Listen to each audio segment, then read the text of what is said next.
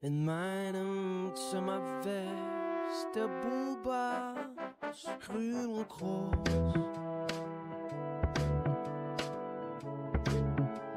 Dank Lauterbach kann ich endlich los. Politik und Freiheit, ein neuer Tag erwacht. Kein Versteckspiel mehr, der Plan ist durchdacht. Deutschland im Wandel, die Zeit modern. In dieser Welt will ich mich nicht verirren. Es ist das Leben, das wir atmen.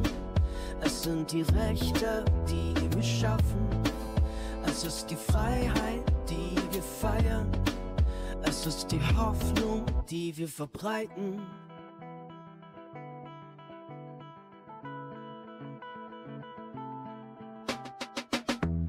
Im übernen Raum, wo alles begann, der Bubatz-Budi zieht kräftig dran. Mein Leben, meine Regeln, autark in meinem Raum. Das Gesetz auf meiner Seite, ich folge meinem Traum. Wir bauen neu auf, Altes zu Staub. Ja, hallo meine Freunde, herzlich willkommen zurück in unserem Grow-Vlog. Ich bin wieder zurück aus Geschäftsreise und wie ihr sehen könnt, hat meine Süße sich wunderbar um unsere beiden Mädels gekümmert. Und da ich wieder nur dieses Wochenende hier bin und dann wieder die ganze Woche unterwegs, haben wir heute einiges vor. Wir werden nämlich umtopfen, und zwar direkt in unsere Endtöpfe hier. Wie ihr sehen könnt, habe ich schon vorbereitet. Wir haben hier wieder Couple of Plants Erde im Einsatz und 25 Liter in jedem Topf. Und wir ziehen jetzt gleich die beiden Mädels in die Töpfe um. Und bevor wir das machen, schauen wir uns nochmal die beiden Pflänzchen an und ich erzähle nochmal ein bisschen was zu den Strains für die Leute, die neu dabei sind. Also bleibt dran, das wird cool. Also hier seht ihr die Malawi von Ace Seeds. Das ist eine reine Sativa, 100% Sativa. Ich finde, man sieht das auch schon relativ früh, wenn man sich die Blattform mal anguckt. Weil rechts daneben haben wir nämlich unseren eigenen Samen, den wir selber gezogen haben. Die Vorgängergeneration hat auf jeden Fall relativ viel Indica drin. Und wenn man sich die Blattform mal anguckt, sieht das schon ein bisschen anders aus wie bei der Sativa, bei der Malawi hier. Wir werden also sehen, wie sich das entwickelt in den nächsten Wochen. Für diejenigen, die sich fragen, wie alt sind die Pflanzen, wir sind jetzt hier bei 2 Wochen ungefähr, nachdem die geschlüpft sind, die Damen. Die Mars Hydro FC 1500 Evo läuft derzeit auf 50%, wie ihr seht. Ich bin gute 25 cm von den Pflänzchen entfernt. Und ich werde das jetzt noch eine Woche so laufen lassen. Und in der nächsten Woche gehen wir auf 75%, wenn ich wieder hier bin, die Woche darauf. Wie bisher obliegt die Pflege der Pflanzen auch wieder meiner Angebeteten. Wir wollen mal auch gucken, ob sie das auch weiterhin so gut hinkriegt. Aber mit dieser Couple of Plants Erde ist das relativ einfach. Da muss man dann nur noch Wasser raufgeben und der Rest läuft von alleine. Temperaturen und Luftfeuchtigkeit sind im grünen Bereich. Könnte ein bisschen feuchter sein, aber drauf geschissen. Den Mädels geht's gut. Und wir machen jetzt hier weiter. Ich topfe jetzt die Mädels um. Wir fangen, ich glaube, wir fangen mit ihr hier an. Und dann pflanzen wir sie hier um. Ich wollte euch noch um eine Sache bitten, Leute. Ich habe immer noch keine Namen für die Pflanzen. Also haut gerne mal bitte ein paar Namensvorschläge für die Malawi und unsere Selbstzucht einfach mal hier in die Kommentarsection. Und der Kommentar mit den meisten Likes, der wird ausgewählt. Also, ich freue mich auf eure Vorschläge.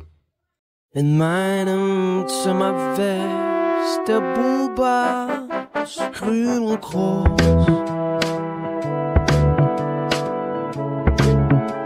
Dank Lauterbach kann ich endlich los. Politik und Freiheit, ein neuer Tag erwacht. Kein Versteckspiel mehr, der Plan ist durchdacht. Deutschland im Wandel, die Zeit modern.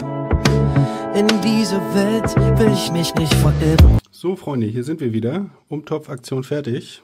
Hier unsere Malawi und hier unsere selbstgezüchtete Melonade Runs Nachzucht. Hier hatte ich ein paar Probleme mit dem Umtopfen, habt ihr vielleicht gerade im Timelapse gesehen. Er ist ein bisschen tief unter der Erde, aber das passt schon. Ich hab ihn so ein bisschen tiefer gelegt, ne? Der war, wenn ihr euch an das letzte Video erinnern könnt, war der sowieso schon relativ spargelig und hing so auf 7:30. Deswegen hatte ich ihn ja an den Rand vom Topf angepflanzt. Ich finde, er hat sich ganz gut entwickelt, obwohl er leichte Startschwierigkeiten hatte.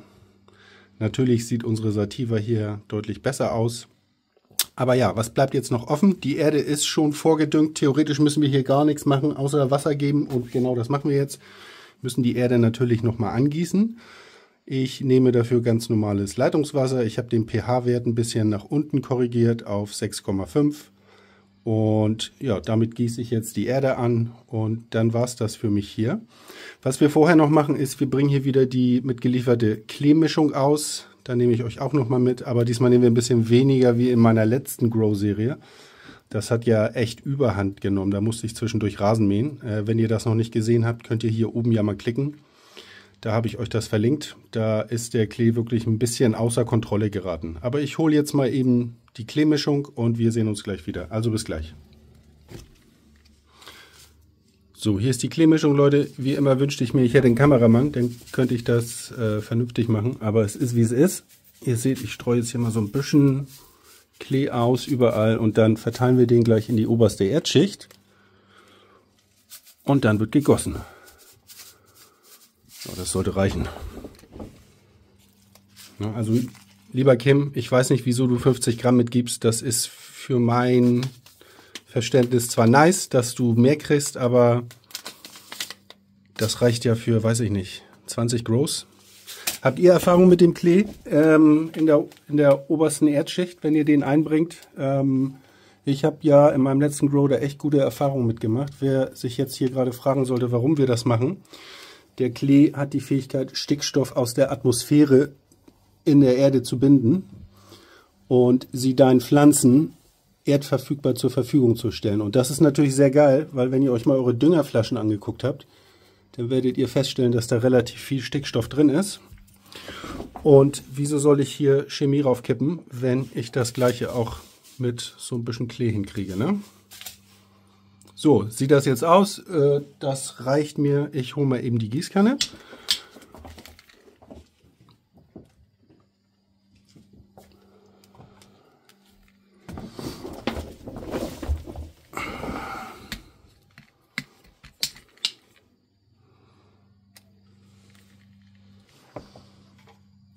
So, da sind wir wieder. Und jetzt gießen wir hier ganz vorsichtig die Erde mal an. Und ja, ihr kennt das, ne? Das ist keine Raketenphysik.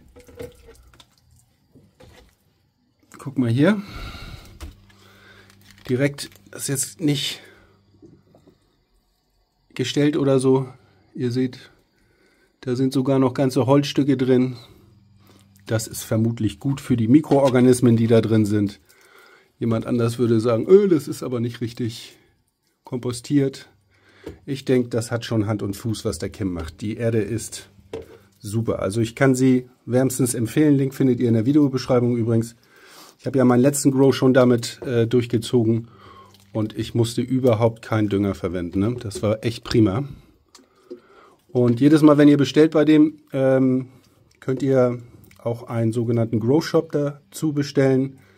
Dieser Grow Shop sorgt dafür, dass ihr eure Erde wieder aufarbeiten könnt und nicht jedes Mal eine neue Erde nehmen müsst. So habe ich das hier nämlich auch gemacht. Ich habe da den Grow Shop eingearbeitet und ne, wir sehen jetzt, wie gut das funktioniert in diesem Grow. Ich habe jetzt hier erstmal 1,2 Liter auf beide Pflanzen verteilt, also 600 Milliliter. Um die gesamte Erde anzugießen, das sind ja 25 Liter, muss da natürlich ein bisschen mehr Wasser rein. Da habe ich mir jetzt gedacht, das müsst ihr jetzt nicht unbedingt sehen, wie ich hier 10 Minuten Wasser eingieße, weil ich lasse mir da relativ viel Zeit dabei. Ich mache da 20 Minuten Pause zwischen und dann kommt wieder ein bisschen mehr Wasser rauf. Aber da will ich euch jetzt nicht mit nerven. Vielen Dank, dass du bis hierhin durchgehalten hast, mein Lieber. Ich freue mich, wenn du auch nächste Woche wieder vorbeischaust im Kanal, wenn unsere Mädels dann 3 Wochen alt sind und wir uns langsam Richtung Einleitung der Blütephase nähern. Und ja, noch mehr freuen würde ich mich, wenn ihr mir ein paar Namensvorschläge macht für unsere beiden Ladies hier. Da würde ich mich sehr drüber freuen. Also schreibt die mal unten in die Kommentare rein. Seht ihr, da nickt sogar unsere Mars Hydro Lampe. Ne? Also Namensvorschläge in die Kommentare. Vielen Dank für eure Aufmerksamkeit. Bis zum nächsten Mal. Euer Buberts Brudi.